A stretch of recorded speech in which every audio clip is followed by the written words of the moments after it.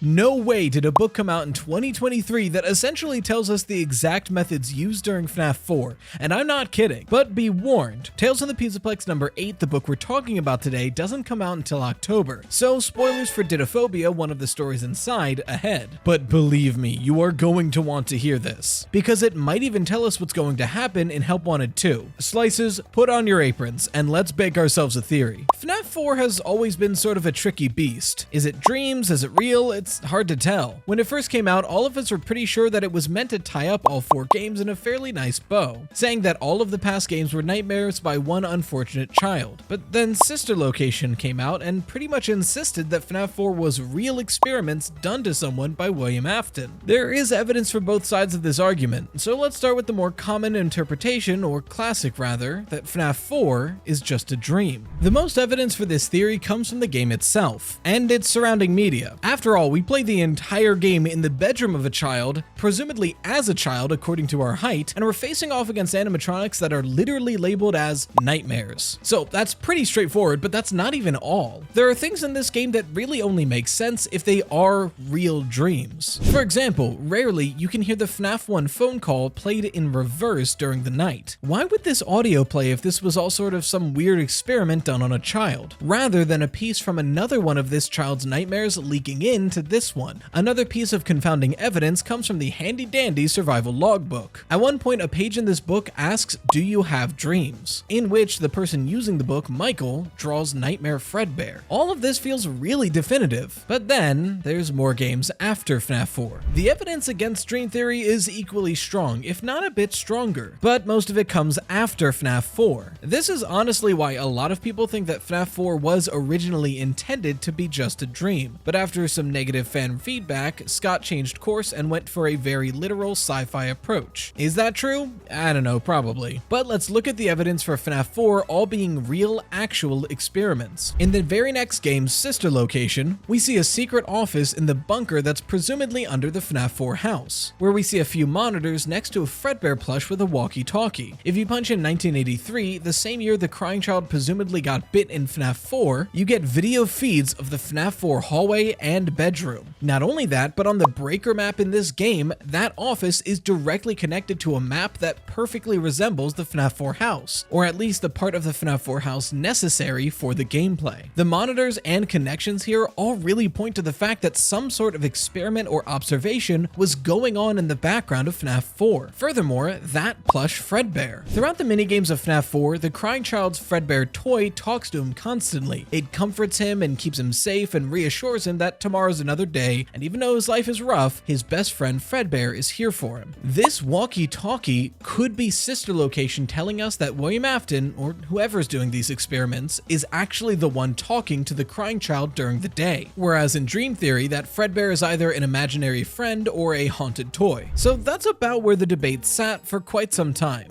Both sides have valid points on whether or not FNAF 4 actually happened in the real world or if it was just nightmares. But the debate is nearly over now, thanks to the book coming out soon. So it's time for everybody's favorite part of these videos. Rai has to do a brief summary on the plot of a book, story because either it's not out yet, it came out very recently, or because it's a book 90% of the fanbase hasn't read it. Time. Luckily, although this story is about 70 pages or so, a lot of its plot can be condensed pretty heavily because a majority of the story is very important environmental design, and we can talk about the environmental descriptions briefly as we go. The story follows a boy named Rory who's been having recurring nightmares every single night. The nightmares take place in his bedroom where he's attacked on all sides by metallic monsters. A fox from his closet, a chicken and bunny from either side of his room since there's 2 doors that never stay quite shut, and a bear from under his bed. Yeah, I wasn't kidding. This story is literally FNAF 4. It describes the room in such vivid detail, it even mentions the toys that are on the floor in FNAF 4. Anyway, he turned 7 not too long ago, but he's still been having these nightmares. But the story takes us through the rest of his day when he's not asleep. He wakes up and gets ready for school. We also get a nearly one-to-one description of the FNAF 4 house. He notes that his dad has already gone for work and his mom is in the shower. The story mentions multiple times that his mother is sort of a neat freak, and by sort of, I mean really, to the point where crumbs on a counter can get him in trouble. trouble. He makes sure to clean everything as much as he can because of this. He eats, grabs his bag, and gets ready to leave. But as he does, he realizes he can't find the front door. He thought it was in the living room, but there's no door to be found. For whatever reason, he can't remember where it's supposed to be. He starts wandering around his house looking for an exit and getting drowsier as he does. Finally, he ends up tired back in his bedroom and notes that the sun is almost down. He must have lost track of time and missed his day of school, but at least he got to stay home. He also notes that the steady hissing above his bed is a comforting sound that is constant throughout his house. A direct quote, as this will be important. The steady hissing from above his bed sounded like a subdued murmur, as if someone, maybe Rory's mom, was saying, "Shh,"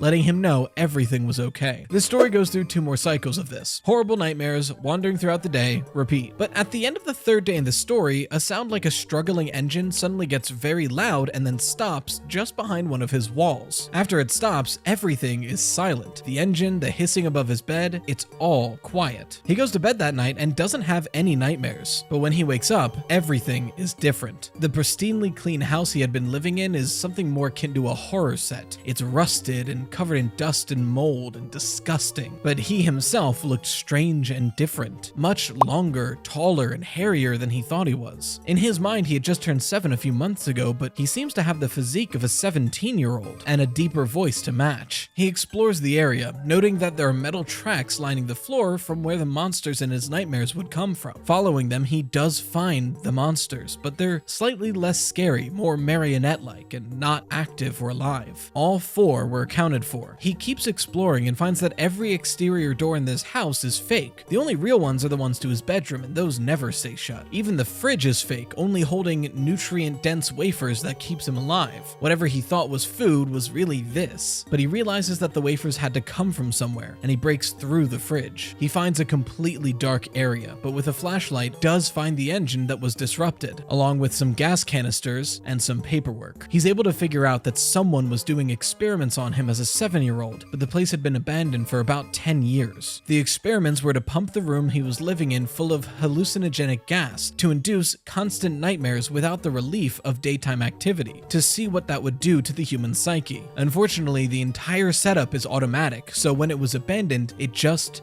kept going.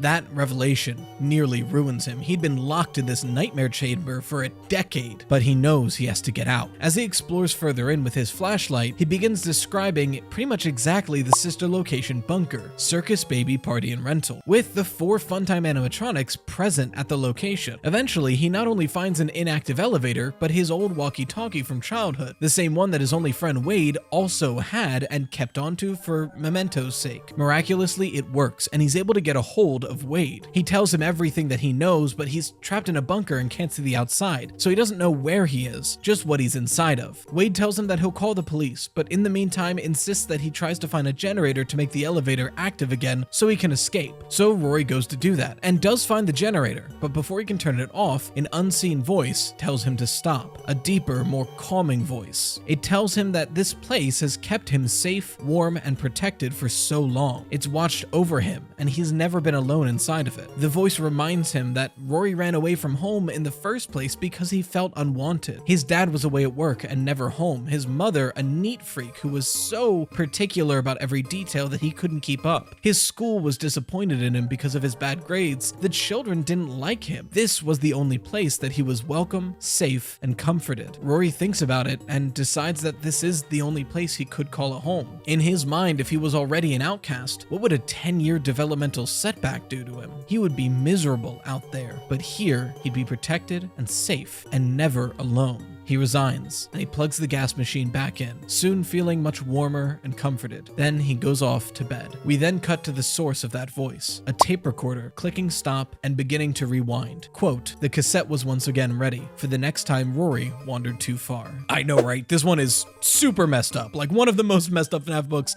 I've ever read. But let's talk about it. I've seen some people say that this book is literally FNAF 4 and also even gives us the answer to Midnight Motorist. But I don't think it's that 1-to-1. What I do think is that this book is giving us the exact means and method that has been used in the games, and possibly confirms that FNAF 4 was a dream and an experiment. How? Well, bake with me here for a second. Some key takeaways here. Presumably William had created a locked automated system in which a child could be kept and hallucinogenic gas would be pumped in. This actually has game evidence to back it up. In Sister Location, there are gas canisters everywhere, especially in the Custom Night, so much so that an entire game mechanic of Custom Night is centered around those gas canisters. And there's also another detail in FNAF 4 that most of us paid no mind to but could further back this up. Many houses have vents in the walls. Sure, it's uncommon, most of them are on the floor or low, but a high wall vent isn't anything special typically, so most of us paid no mind to the one in the FNAF 4 bedroom. But in Dittophobia, we're explicitly told that the nightmare hallucinogenic gas is pumped into Rory's bedroom through a vent above his bed. This story also backs up the theory that William is the Fredbear plush. That pre-recorded cassette tape functions nearly exactly as the Fredbear plush does in the FNAF 4 minigames. It reassures a child that all is well and to go back to what they're supposed to be doing. Oh. Okay. Also, shout out William Afton for not only literally gassing this kid until he couldn't think straight, but then gaslighting him to make sure he didn't. What a girl boss. Wait, he literally gaslit the kid, gate kept him inside, and girl bossed him back to sleep. William Afton is the gaslight gatekeep girl boss of our dreams. Anyway, this could even explain one of the key issues with the William Afton as Fredbear plush theory. Folks point out that in this one scene, the crying child is within Fredbear's, leaves to go towards deeper in, but if you turn around, you see this purple entity helping somebody into a springlock suit. Now, we all pretty much can safely assume this is most likely William Afton. After all, someone helping someone into a springlock suit would pretty much need to be William or Henry, as they're the head honchos there. But William is the only one that's ever depicted as being fully purple. But if that's William Afton, how can he be back in his bunker talking to the crying child and watching over him? Well, this dialogue here could literally be a pre-recorded cassette tape like we see in Dittophobia. It could just be stuffed inside the Fredbear plush. Is that unlikely? Yes. Is this possibly just a light retcon? Yes, but it's worth pointing out. Either way, I don't think this counterexample is incredibly meaningful. Quick aside, we're reopening the self-made shirts that me and my wife do on Etsy for a short time. We took the feedback from the first batch, and this time we're doing a lot more to tweak it to what people were asking for. So thank you again for working with us in this process. It'll only be open for a short while, so we don't get overwhelmed. Hopefully y'all like it. So does this mean that FNAF 4 is literally us playing as some kid named Rory being tortured by William Afton? No, at least I don't think so. While it's possible that William was kidnapping and torturing random children to test out the effects of fear and agony, and that could still be true in the timeline, I still don't think that's exactly what FNAF 4 is telling us. And I want to start discussing that with Midnight Motorist. On the surface, I get the argument people are making connecting Dittophobia to Midnight Motorist. A lot of people are saying that Rory is actually the kid that runs away in Midnight Motorist. After all, Rory is the first confirmed runaway kid we've had in the series. But I don't think this is the case. The main argument is that Rory ran away from home after feeling unloved from everything in his life, including his family. His parents, while not outwardly abusive, were not good parents. His dad was never home, his mother was a clean freak who was very critical of him, scrutinizing so much that dust or crumbs left out would cause her to be mad at him. So he ran away. And yes, the Midnight Motorist kid runs away, but do any of those descriptions of the parents line up with what we see in Midnight Motorist? In that minigame, the father comes home. It's late, but he's home, and he's aggressive and abusive. And the only other person we see, presumably the mother, is resigned, slouching on the couch watching TV, passively telling the father to not abuse the kid. This doesn't line up. In a story like Dittophobia, every description is a specific choice. They chose to perfectly describe the FNAF 4 bedroom to make it very clear that this is what we're seeing. They chose to nearly perfectly describe Circus Baby's bunker to make sure that we knew this is what he's seeing.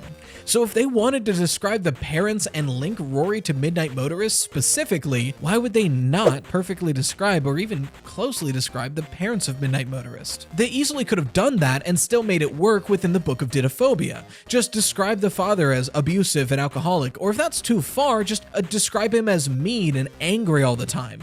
You could describe the mother as distant and apathetic, watching TV all day, but they don't. They describe the father as absent and the mother as a neat freak. They they chose very differently. And I think they did that on purpose as to not confuse Rory with the only other confirmed runaway child from Midnight Motorist. But even more than that, if you don't like that line of logic, at the end of Midnight Motorist, the father says he's run off to that place again. What place would that be for Rory? And as far as we're aware, he's only run off that one time. Where would this again come from? That again alone really puts a damper on the theory that Rory is the kid from Midnight Motorist. But if that's the case, and Rory isn't actually the kid from FNAF 4, who is? Who's getting experimented on, and what exactly is FNAF 4? Well, the answer to that, I think, is actually in another story from the same book, Alone Together. The plot of this story isn't important for the theory, so no more summaries or spoiler warnings. What is important is what the grandma tells in the story to the main character on what happens when a ghost starts to haunt somebody. She explains the specific steps that get bigger and bigger as the ghost continues to haunt someone. So what is the very first step that she tells him? Quote, 1. You start to have funny dreams and flashes of memories that are not yours. It's like they possess your thoughts when they're near. Now pieces are starting to fall into place, and honestly, I couldn't be happier because I already called this. Let's watch a bit of my timeline from December, shall we?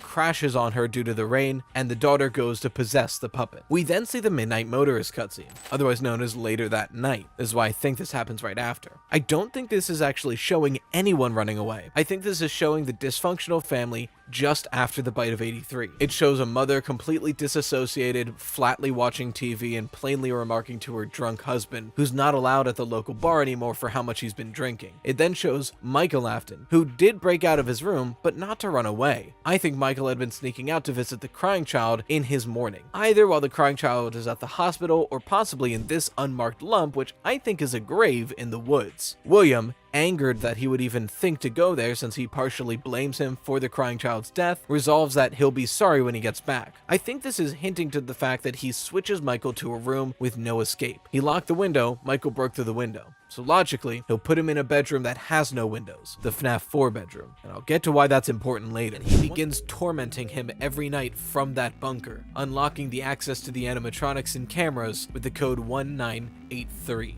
The very year that his youngest son died, partially from the hands of his oldest son. Note, I want to be clear, this isn't the FNAF 4 gameplay. I think William is doing this with the animatronics that he already has. However, these actions do create the FNAF 4 gameplay, because this torment that he puts Michael through gives Michael long-standing nightmares from here on out, where he relives these experiences even when not sleeping there, with nightmarish, illusionary versions of the animatronics that were sent after. Just saying, it's pretty close. But how do I know that FNAF 4's gameplay is the nightmare of experiments done to Michael and not just the experiments themselves, the later nights? Think about it. In every point of this franchise, when the crying child starts reaching out to Michael Afton, it reaches out with Golden Freddy, and Cassidy being there as well, as far as we're aware. I know the two-spirit theory is still debatable in the community, but I'm running with that for now, that Crying Child and Cassidy are both within Golden Freddy. But even in FNAF 1, FNAF 2, when Golden Freddy reaches out to Michael, it's telling him, it's me. He's just trying to reach out to him. He just happens to be within Golden Freddy. And what do we see in FNAF 4 but the same thing happening? Michael Afton keeps having these horrific nightmares of what happened to him, and the crying child can sense that and wants to communicate to him. But when he reaches out, he can't overpower the trauma and nightmares that Michael has. He just affects it. And suddenly, the several monsters attacking him is just one, Golden Freddy. You could even explain Nightmare as Cassidy, Shadow Freddy, the agony reflection of what happened on that day. But that's a little far, to be fair. That's already amazing, and I'm very happy with that theory. But I mentioned at the beginning that this book could tell us what's going to happen in Help Wanted 2. How is that possible? Well, even if you disagree with what I think this book tells us about FNAF 4, hold on to your seatbelt for this one. Throughout the story of Dittophobia, one constant description of the gas is the hissing noise it makes while being dispensed. While it's functioning, and at all times, the gas makes this hissing noise. Rory even says at one point, quote, and remember I said remember this for later, the steady hissing above his bed sounded like a subdued murmur, as if someone, maybe Rory's mom, was saying shh, letting him know everything was okay. The gas sounds like hissing, almost shushing from his mother. And what's the last noise we hear at the end of the Help Wanted 2 trailer? Right before the Ballora jump scare. Music, but music that fades out with this